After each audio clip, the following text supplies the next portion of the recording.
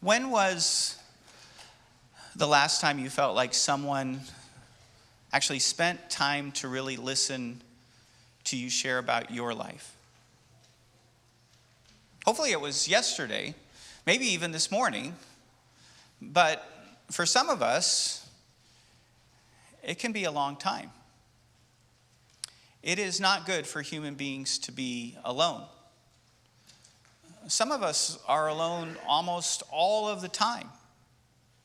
COVID is something that's even helped accelerate that. Now, others of us, we may have people that we are with, but there can still be this feeling that we're just sharing space. There's no real connecting going on. If there is not a feeling of a sharing of life, a communion of shared thoughts and feelings and ideas and dreams, well, we could be surrounded by people, but we could still feel alone. Listening is an act of love. According to Scripture, listening is also the pathway to wisdom. Last week, we observed the power of empathy, that God Himself demonstrates great empathy towards us, overcoming loneliness, but even more, helping to overcome exclusion. We heard last week that we do not have a high priest who can empathize with us, but instead we have one who has been tempted in every way just like us, so that he can empathize and understand the struggles that we are going through. And yet, and this is actually part of the key way that we defined empathy last week, is that he is not undone by sin. Empathy is actually something where you can feel like this person is feeling, but you are not undone by what they are going through. The definition that we looked at last week is that empathy is a capacity that allows us to share experiences with others, feel concern, understand their perspective, and then motivates us to take a caring response. Now, some people have a more natural capacity for empathy than others, but we can all grow in our ability to engage in the ministry of empathy. And the primary way that we grow through empathy is really learning how to listen. Listening to the whole person and being able to not just hear the words, but begin to really connect with them where they feel heard. This calls for wisdom. The biblical idea of wisdom is deep and rich. The word is chakma. It basically means that you not only know the right thing, you know it, but you also do it, but you also do it at the right time. And you put all three of those things together, knowing the right thing, doing the right thing, and doing the right thing at the right time. And you're getting to the biblical idea of wisdom, which is really about skillful living. I mean, have you ever had the situation where you knew exactly what you wanted to say, and then you didn't say it at the right time, and then it feels awkward? Listen to these words from Proverbs. I believe this is Proverbs 18, beginning in verse 13. To answer before listening, that is folly and shame. The human spirit can endure in sickness, but a crushed spirit who can bear? The heart of the discerning acquires knowledge, for the ears of the wise seek it out. A gift opens the way and ushers the giver into the presence of the great. In a lawsuit, the first to speak seems right until someone comes forward and cross-examines. Casting the lot settles disputes and keeps strong opponents apart. A brother wronged is more unyielding than a fortified city.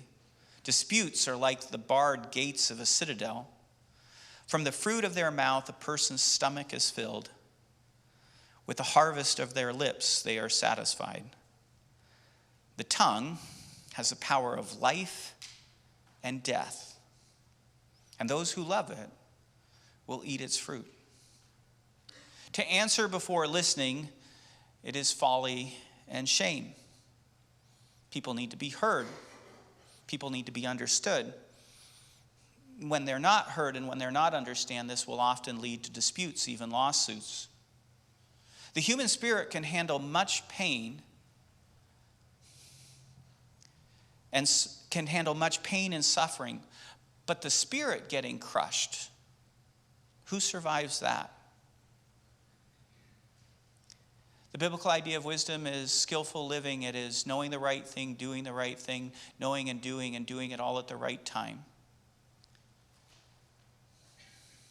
And so the book of Proverbs is filled with advice on listening. 23 times you will hear the command, listen. It is filled with the idea of discerning and growing in understanding. The heart of the discerning acquires knowledge, for the ears of the wise seek it out. According to Daniel Goleman, the pioneer of emotional intelligence, and this is the guy who popularized and made the observation that EQ, emotional intelligence, is much more of an indicator of people's success in life than IQ. This is what he says. Listening is the single most important relational skill a person can develop. Asking astute questions, being open-minded, understanding, not interrupting, seeking suggestions. All of these are ways that we communicate to other people that they really matter. According to Proverbs, the gift of listening opens the way to real greatness, and it allows us to have an incredible impact on others. James will say this, be quick to listen and slow to speak. Until we really understand the situation, speaking too much may be a huge blunder. You know, this is the part where that's the testimony of, you may think that it's a good idea to testify first until you get cross-examined. And then the cross-examination comes and it really realizes you don't know as much as you thought you did. And the problem is that you haven't really spent time to understand. Don't put your foot in your mouth. Ask questions, pay attention, learn to listen, be slow to speak. But realize that the words we speak have power. They can crush the human spirit, and they can give life. And the idea of wisdom and the call of Proverbs to think about how you actually listen and speak is it saying choose life, and so choose to listen carefully. Look at listening as hard work, but what you're doing is you're digging for precious metals and jewels. That as you do this work of trying to come alongside somebody and understand where they're coming from, that this is the place that real depth and then treasures are found. So today, I am going to call you to biblical wisdom. I want to call you to grow in the skill of listening, to grow in your capacity to connect and understand other person's experiences and perspective. Last week we talked about really the ministry of empathy. This week we're going to talk about how we can actually practice being empathetic by learning good listening skills. I'm going to lean on a little bit of human advice. Helen Rice has committed her professional life to help medical doctors learn how to empathize with their patients. That's a very good thing. And she's written her work down in a book called The Empathy Effect. And she shares in this the listening skills that she tries to teach doctors so that they can connect with their patients. And I'm going to lean a little bit on her, and then I'm going to lean on biblical wisdom, because she has 7 principles that she gives to help people learn to listen in such a way that they experience empathy. And the great thing about it is that it's an acronym, and it's spelled empathy. So this may be helpful for you to remember. E is for eye contact. Now, Jesus is the one who says that the eyes are the lamp of the body. How we see determines how we live. But eyes not only see, they express. Proverbs says this, the bright eyes of a messenger signals joy, because the idea is that when you see the messenger come and you pay attention to their eyes, you can see in their eyes what the message is going to be. And when a messenger comes with good news and their eyes are bright, you can already go, whew, okay, this is going to be good. Making eye contact is among the very first of human experiences. When a mother and a newborn lock eyes, a bonding hormone called oxytocin is released in the brains of both mother and child. And that chemical helps flood the brain with the feelings of love, connection, and empathy. It gets flooded into the neural pathways. Studies show that maternal gaze of a mother looking at her child is absolutely essential for the bonding process. And if there is a lack of eye contact in that earliest stage of life, it can have detrimental effects on attachment. Later on in life, this can lead to low self-esteem, difficulty trusting, and even a hard time regulating your emotions. Eye contact and empathy go together. Eye contact and connection go together. Now, obviously, in most situations, we're not just going to stare in somebody's eyes. It gets uncomfortable after a bit. And this is a part where it's like, lovers may do that for a time, but in normal conversations, you don't want to just be staring at their eyes. Studies show that in most normal conversations, people go in and out of eye contact and not lasting more than 3 seconds. 3 seconds of just staring in somebody's eyes can start to get uncomfortable. But to be seen is the beginning of being heard. Now, we have developed a whole host of technologies to help us be able to communicate, but the very best communication is in person, face to face, where you can see and be seen, and it begins by seeing their eyes. Rice recommends one simple technique to help you make a good first impression when listening to someone. She says, make eye contact and spend enough time making eye contact that you can recognize their eye color. And just by spending that little bit, that'll give you enough time of, okay, you've paid attention, and you go, okay, so Ralph has brown eyes. The lights are in my eyes. I probably could have seen. I think Diane has brown eyes, but that's the part where it's like, but if you do that, that's helpful. But eye contact also helps you know if the person is ready to hear your response, or if they're comfortable with the direction of the conversation. When someone wants you to stop talking, they will lower eye contact to a minimum. So, I've been in life groups for a long time. And sometimes in different small group situations, you have people who one person tends to dominate. They just talk and talk and talk and talk. And it's supposed to be like a small group where everybody's sharing and the one person just talks. If you've never done this before and you're in a situation like that, look around the rest of the group. And most likely what you will see is everybody in the group is avoiding eye contact with the person talking, because they're trying to send signals, stop talking. And one of the ways that we send signals to people is through our eyes and actually averting. And so sometimes you can read, how is a conversation going?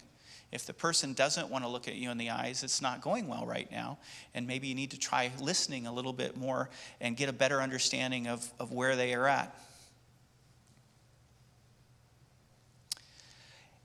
So E is for eye contact. M is for muscles of facial expression. Our brains are wired to automatically mimic the facial expressions of others. In normal situations, when someone smiles at you, you smile back. Yawns really are contagious. When we see stress or concern on someone's faces,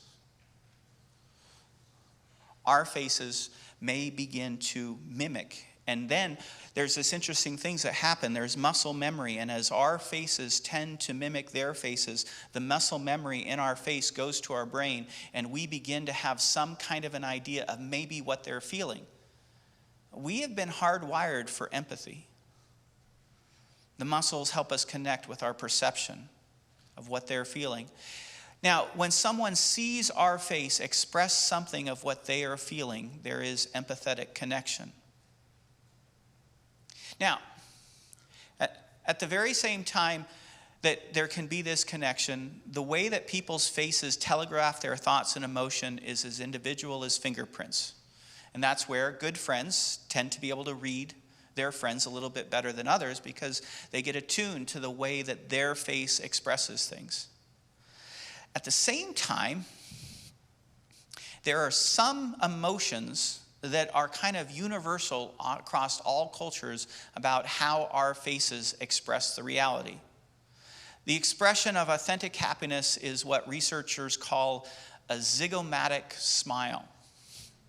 It takes its names from the zygomatic muscles around your eyes. And so, real happiness causes you to smile, but it is a smile that reaches your eyes.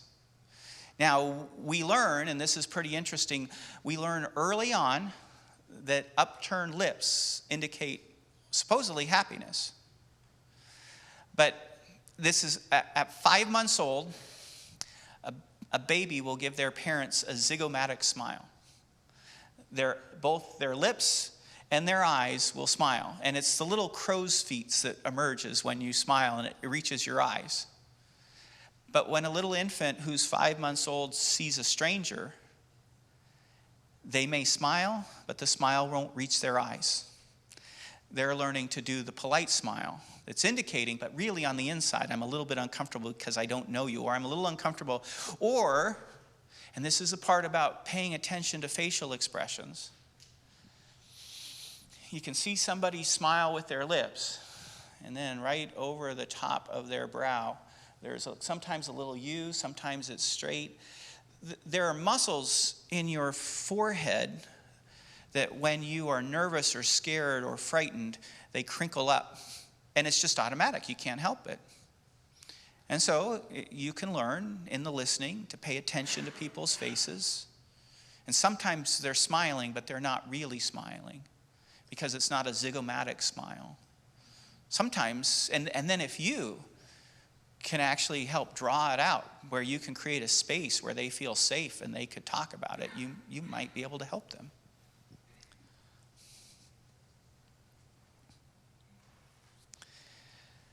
To be a good listener means paying attention, especially to the eyes and the face, because they really are the windows to the soul. So, E is for eyes, M is for the muscles of the face, P is for posture. So, probably most of us know that a lot of communication is nonverbal. We telegraph what we feel through our eyes and our face, but also the way that we hold our bodies. It's not foolproof. Sometimes slumped shoulders are you're just absolutely physically worn out. But sometimes slumped shoulders indicate that the person is sad or dejected or depressed. Sitting up tall may mean that your parents just taught you really good posture. But sitting or standing up or sitting up tall, usually, and if your legs are spread a little high, confidence, you're feeling good. One thing that happens is that when people connect, we tend to match body postures and even hand gestures. And so you can read people's bodies to see if you and they are connecting. If they turn slightly away from you, if they stiffen their backs, if they're fidgeting nervously, it may be a sign that this conversation isn't going very well right now, that they're not comfortable in it. Now, this was something that I learned as far as going to clinical pastoral education, getting ready to, I did chaplaincy, and you went through training to do this, because in that situation, you want to be caring for people, and you want to be present, you want to try to listen to whatever people want to tell you. And one of the things that they showed us, and this is a lot about this posture thing, is that there's, the body is important. And so I still remember this. My supervisor, mentor said, okay, so when you walk into the room, one of the things that you want to do is you want to think about your body and their body and how things are. And so most people really don't like you standing up over them for a long period of time because that doesn't feel that feels a little bit intimidating. So grab a chair, bring it over to the bed, sit the chair down, and you want a nice, comfortable, usually about an arm's length away. Try to be close enough. You don't want to be too far back. That starts to project something like you're uncomfortable in the situation. You don't want to be too close in their face, but you're thinking about all of these things. You want to try to be at about eye level or a little bit down, and you want to have an open posture. You don't want to listen like this. And sometimes when you're listening to things, your body is telling, and you have to pay attention to that because, there are times where you hear something and you're just like, oh, and your body just starts to go like this. And you're sending signals, I want you to stop talking now. You really don't, but you're just feeling it because it's just tough. So, P is for posture. A is for affect, which is just a nice fancy way to talk about feelings. But it goes with empathy, so it works well. What is the person feeling? To quote a friend of mine, some of us are born with like the Red Robin 4-pack of colors when it comes to emotions. We have a very limited range of emotions that we know how to name and identify. Others of us, they're like the special people who had the 64 Crayola crayons, with the little sharpener inside. And when it comes to feelings, they can name magenta. They can name, my favorite, aquamarine. There's burnt orange, and some of us, we just orange, red, green, blue. That's it. I'm feeling happy. I'm feeling sad. I'm feeling angry. I'm feeling nothing. So now, this may take some time for some of us as far as naming these things, but emotions are at the core of challenging conversations. And if we aren't able to name the feeling, we probably won't understand the challenge in this conversation. And so we need to expand our repertoire of understanding feeling words. Are they feeling threatened, or is it suspicion? Or are they feeling helpless or overwhelmed? Are they feeling disgusted or ashamed or guilty? And if we really don't have an idea of kind of the nuances of those, then we listen. But we try to see, what are you feeling? And we try to draw that understanding of feeling out. According to research conducted by Daniel Goleman, good listening is much more than being silent when the other person talks. The best listeners ask questions that promote discovery and insight. They're actively engaged with what is being shared, and they respond with the speaker to the ideas, feelings, and situations. It's intended, the very best listeners, it becomes a cooperative conversation. Proverbs 20, verse 5 says, the purpose of a person's heart are deep waters, but one who has insight draws them out. So, a number of years ago, I knew I wasn't feeling right. Like, I should have been really happy, but I was feeling nothing. Like, I was emotionally numb. And it just so happened that I had a coaching relationship with a friend of mine. And once a month, I would call him up, and he would listen to me, and we would talk. And I knew I was feeling this, and I knew that this was going to happen in a couple of days. So we get on the phone, we're talking. I know that he's listening, and I start bringing this up. I said, something. It's a little weird. I should be really happy, and he's listening, but he asked me a question. He goes, yeah, but didn't that other situation make you really mad? And I'm like, well, he says, sometimes, Ralph, you got to kick the cat. And, sometimes there's things that you're just, I know, weird statement. I still don't get that one. But then I said this thing, and I said, well, I mean, I'm a pastor. I shouldn't be mad about that. And then it was like, oh. And then he says, sometimes when you repress your anger, it evidences itself in depression. And then it was like, oh, yeah, I'm depressed. Wow. And that was something where I had somebody who was listening, and he was asking me some questions. He was engaging in the ideas. And he was helping me get to this place where I could name what I was feeling, but I had to name it. A is for affect.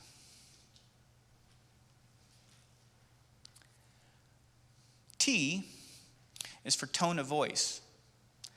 According to Rice, tone of voice contains 38% of the nonverbal emotional content of what a person communicates, and it is a vital key to empathy.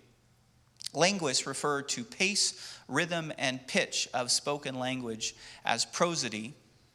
And what prosody does is it infuses the content of your words with emotions. I can say the very same thing, and I can say it with different emotions, and when you hear it, you know that I'm meaning something different than what I said. And I'll give you an example. You are so good at that. And me, that's what I'm really admiring. I think that's great. That's admiration. You are so good at that. And there's a little bit of jealousy. Same words, different tone. Yeah, you are so good at that. I'm being sarcastic. And so when you're listening, you want to listen to the way they say things, and you want to try to tune in to their tone of their voice. Tone of voice is more important than the actual words. Paying attention to the tone can determine whether there is an empathetic connection. It isn't just the hearing of their tone, but it's also realizing the tone of your voice. Generally, when we start to connect with somebody in good communication, our tones tend to match. But there's times where if the person is really upset or if they're really angry, you want to lower your tone to try to help bring them down. Because in real connection, we'll tend towards trying to match one another. H is for hearing the whole person. Rice calls this empathetic listening. It's putting all of your listening skills together where you pay attention to their eyes, their face, their body, the language, the words that they use. You identify their emotions, you process their words, their tone, and then, having heard the whole person, you respond with compassion. Now, sounds easy? When two people are in conflict with each other, this is really, really hard. Rice comments, the basic principle behind empathetic listening is to first try to understand the other person's perspective. And then, after you have a sense of where they're coming from, only then do you really try to have your point of view understood. One exercise that's particularly helpful when two people are in conflict and they're struggling really just to hear each other is a talk-listen exercise where you set a timer and one person gets to talk for 10 minutes without interruption. And the other person just listens. And then you flip it, and the next person gets to talk for 10 minutes without interruption, and they're supposed to talk as if they're the first ones talking, where they're just sharing their perspective, their point of view. And one of the things that this exercise does is it usually brings down the tension. Because when you've had 10 minutes of somebody listening to you, and it's clear that they're trying to listen, you begin to get a little bit more of the sense that you're being heard and your sense of frustration lowers. Putting all of this together is difficult. It's going to take practice. You and I will make mistakes over and over and over. One of the great challenges is that we often can hear the chief complaint, but we don't often hear the chief concern. I'll give you an example of a teacher and a student. A student comes up to a teacher and is complaining about their grade. The teacher hears the chief complaint. They're complaining about their grade. But if the teacher does not dig down, they may not hear the chief concern. If I don't pull this grade up, I'm not going to get this scholarship, and my parents aren't going to help pay for school. And the only way that I can get into the college that I want to get into is if I have a scholarship.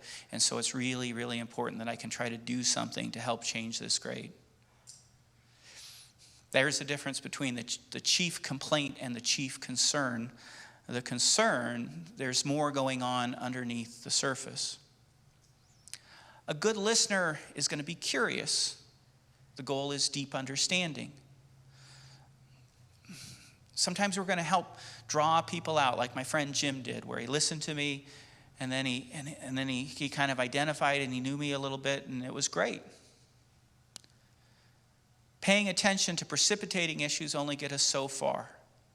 But when we are able to attend to the deeper underlying issues, this becomes the golden experience where empathy and understanding come together and people feel heard.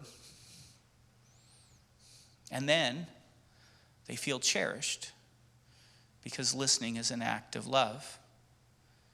And then sometimes they even feel helped, and that is an act of grace. Every time two people make contact, they come away either feeling better and more energized or worse and more depleted. Daniel Goleman says it's as if we carry our own little emotional ATM around with us all the time. And each encounter that we have either deposits a little something into our emotional reservoir or it sucks a little bit out. This is true not only of our interactions with people, but also with pets. This is at the heart of why we even have pets.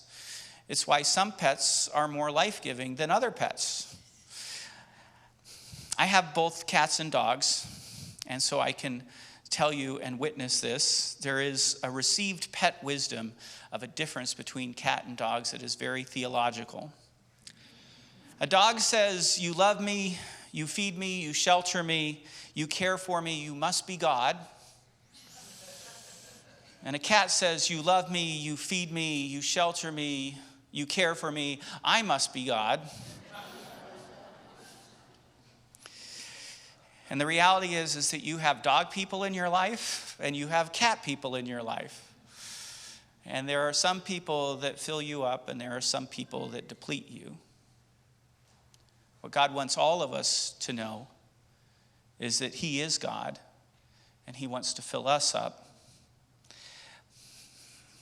But He wants to fill us up to overflowing so that we do have a reservoir where we can then spill over blessing and love and help to others. Y stands for your response. Your response is not what you say next. One of the great challenges in listening is that we are not listening to understand, we're actually plotting our position. We are strategically thinking about our comeback. But if we can get to a place of real empathetic listening, what's going to happen is that we are going to start feeling something in this conversation. And our own feelings may help us understand what they are feeling. When there is good listening, there is a physiological concordance. Our heart rates, and then there's this reading that they do. This is what lie detectors do. They can tell how your skin is excreting sweat. And what tends to happen is that as people really begin to connect, their heart rates and their sweat glands get into tonal connection. If you're listening to somebody and you're really listening, you may not even realize it, but you begin to start to feel something. Your response is just this one last thing where you look at it and say, what am I feeling?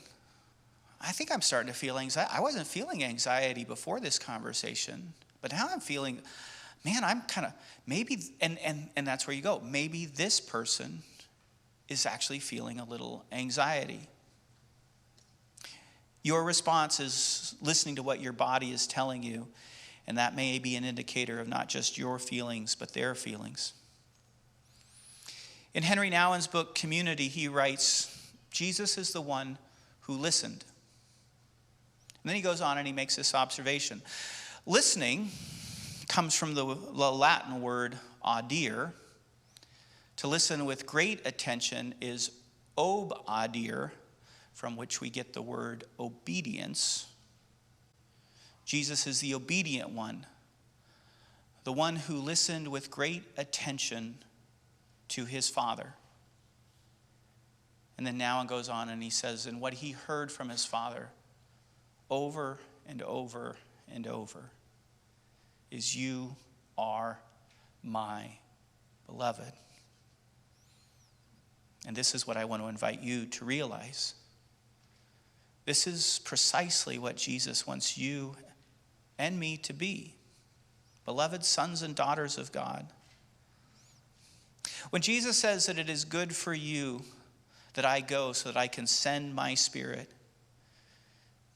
he is saying it is good for you and me that he goes so that he can send his communion, the actual experience of the relationship that he has with his Father, into our hearts, so that you and I would listen, and over all our listening, we would hear God's voice.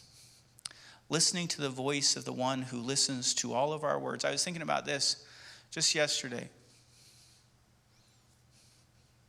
God knows all of our words. He knows our eyes to the greatest detail. He's always listening. He knows everything we said. He always sees our face. He always understands. He knows what our posture is. He hears what we're feeling. He hears our tone. He hears what we're trying to say, and he even knows what we don't know what to say. He knows what's actually going on. And he feels great compassion for all that we suffer. And this is the voice that he wants you to hear. And if you and I would only listen, he is always whispering over and over and over, you are my beloved. He is the God who listens and speaks. He hears the deepest words of our souls. He hears our shame and our guilt and our self-hatred, our narcissism. He listens to us through the night. He wants to help us get into the light of the sun so that we might hear his words. Do not be afraid, for I have redeemed you. I've called you by your name, and you are mine. You are precious in my eyes because you are honored and I loved you. These are very words of Scripture. This is Isaiah 43, and then this is Isaiah 54.